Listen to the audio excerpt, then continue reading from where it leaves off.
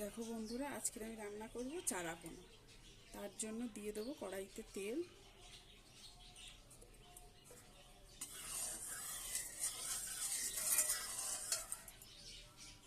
মাছটাকে নুন হলুদ দিয়ে মাখিয়ে নিয়েছি, এবার এটাকে দিয়ে দেবো। মাছটা আমার ভাজা হয়ে গেছে, এবার এটাকে তুলে নেব।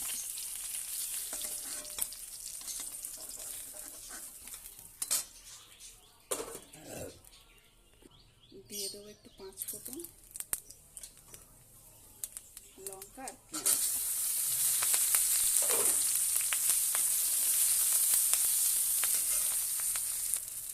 আজকে চারা পোনাটা বানাবো ঝিঙে আলু দিয়ে হালকা মাখি তরকারি।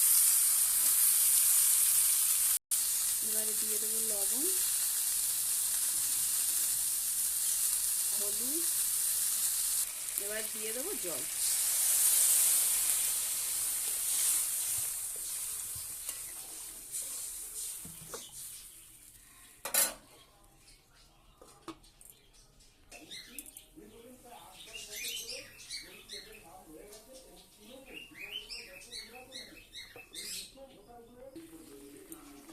এবারে মাছগুলোকে দিয়ে দেবো।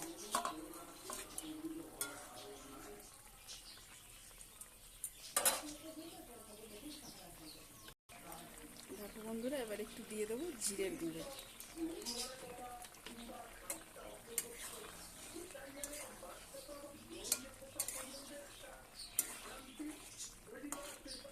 এটা আমাদের হয়ে গেছে, এবার এটাকে নামিয়ে নেব।